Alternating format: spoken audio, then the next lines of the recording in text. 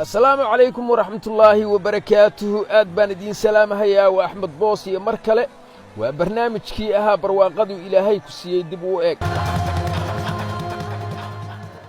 وان بحينا مانتي وحان تقينا بنجلاديش مقال مدى حدود الدكة وودن ودحية اندية إيا ميامار وودن صوماليا بركيد لإيك تردودنا والله وبقول أفرتني اللي حمليا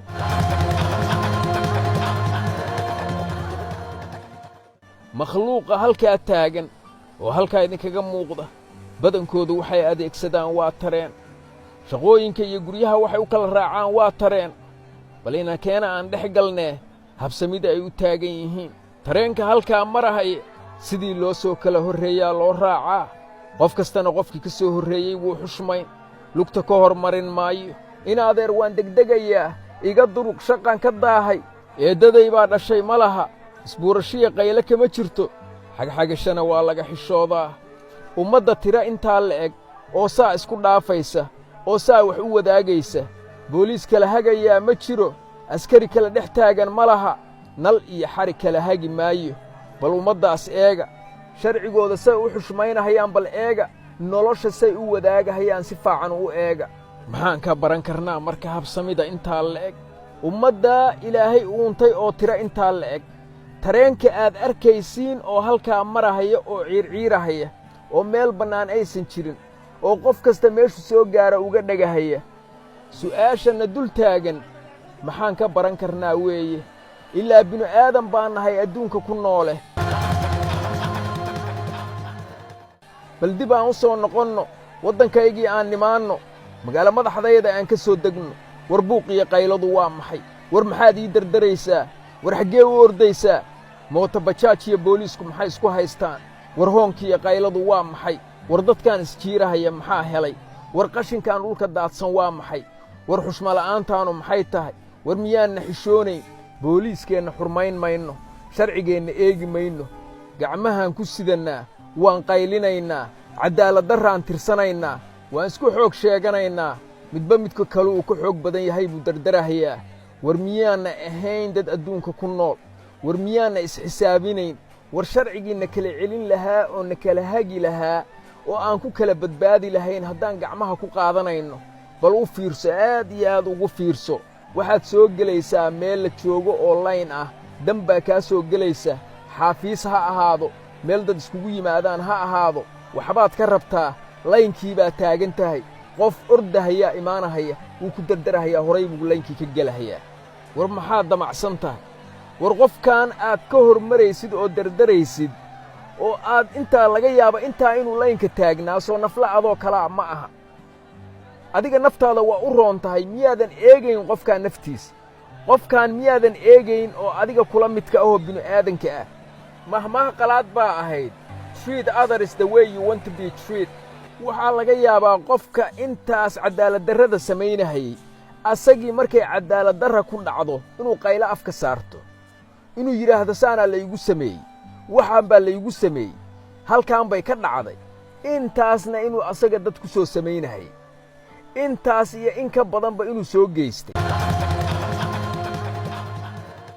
maalin dhoweed buu nin ii warramahayey wuxuu yidhi ayraboor baan ka degay ayraboorrada soomaaliya ka mid ah dadkii ugu horreeyey oo laynka soo galay baan ahaa buu yidhi laynku aad buu u dheer yahay dadku aad bay u fara badan yihiin waxaa dhacday buu yidhi dadkii ugu dembeeyey laynka in intuu maaragtay magacyadoodii la soo qaata la yeerinahayo oo shoorkad loo samaynahayo xagga laga bixinahayo qaraabo iyo nin jeclaysi kanaa ixige iyo kanaa reer quraca dad da'ah iyo dad naafa ah baa laynka ku jira buu yidhi niman dhallinyaro ah iyo rag tay xidhan oo markaa laynka soo istaagay baa magacyadoodii la yeeriyey oo halkaa laga bixiyey buu yidhi ummaddii ilaahay oo eegaysa markii aan weyddiiyey war maxaa dhacay aan idhi oo ma taqaannid miyaa hebel waa madaxe hebel baa dhalay aad baan ula yaabay buu yidhi ninka dhallinyarada ah oo xooggu intaa la eg yahay oo daqiiqad asagii oon laynkii taagnayn lala booday iyo waxaa isku kay qaban waayey buu yidhi maamada da'da ah oo laynka taagan iyo masaakiinta naafada ah buu yidhi waxyaalaha noocaas ah waa waxyaalaha carada ilaahay ku soo degdegta waay waa wax jiritaanka bini'aadanka ceeb ku awaay waa wax laga xishoodo shameful ah war jaahilnimada noocaasa aan ka horumarno aan ka weynaano dad muslim ah oo islaam ah baan nahay waxba yaana mawduuca ka leexane waxaa isweydiin leh dadka 246 milyan uu populationkoodu yahay dadka halkaa idinkaga muuqda oo laga yaabo inay kala diinta yihiin oo laga yaabo inay kala dhaqan yihiin oo kala luuqada yihiin oo masna nolosha saa u wadaagahaya bal u fiirsada arrintaa oo isxushmaynahaya oon isjiirayn oo booliis iyo wax kala celinahaya iyo wax u la kala hortaagan aan la arag arrintan waa arrin mudan inaan wax ka baranno weeye bal dadkaa fiiri nidaamka ay u taagan yihiin eeg dhulkooda eeg suu u eg yahay wax qashinahoo yaalla arki maysid dadka halkaa marahaya cid qashin tuuraysa arki maysid waa ummad qof baddantiisii cayrsanahaya waa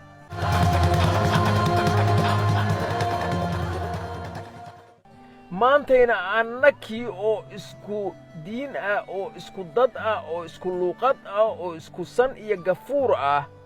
oo one homogeneous ah baan isfahmi la'anna waxa naga qaldan ma isweydiin hal mara ma isfiirinay oo ma nidhi qof kasta intuu minid qaatay naftiisa ma yidhi war maxaa qaldan ilaa ilaahay raxmaduhu bixiyo waxaa ka mid ah ummadda hadday isku diin yihiin oo isku luuqad yihiin oo isku wax weeye maaragtay isku dal yihiin waa ilaahay barwaaqooyinku bixiyey ka mid tahay aysan dadku wada helin ummadda ilaahay uuntay oo intaa la eg oo wada nool oo laga yaabo intaasoo noocina iskugu jiraan hadday wada nool yihiin maxaa annaka noo diiday maxaa annaka dembigiiyo dilkiiyo dookha noo siiyey maxaa naga takooray ummaddaa ilaahay oo adduunka ku nool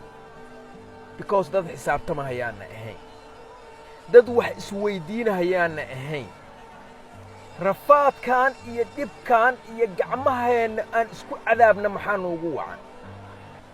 maxaa noo diiday wiilka dhiggeenna ah iyo gabadha dhiggeenna ah say u nooshahay inaan u noolaanno maxaa naga hortaagan ma isweydiinnay minid ma isxisaabinnay ma nidhi maxaa naga qaldan ma xaq baanna u lahayn say u nool yihiin dadku inaan u noolaanno ma bini'aadanka waxaan loo qorin oo gooniyaana loo qoray war dhibkan iyo rafaadkan iyo qaxootigan iyo cararkan iyo hooggan iyo adduunkan oo meel kasta aan ku rafaadsannahay maxaa dhaxalka noo siiyey hadalkaa idiin soo gaabiyo annaka ilaahay maanta barwaaqaduuna siiye aan dul fadhinno badda iyo webiyaasha iyo dhulka aad aragteen oo cid ku nool aan la arag tiradeenna oo laga yaabo intaa tareenka saaran inay tahay in indhahana lagu hayo oo nala fiirsanahayo marna la cunaba in la raba in nala cuno waa inaan ogaanaa waa inaan qalbiga iyo maskaxda ku haynaa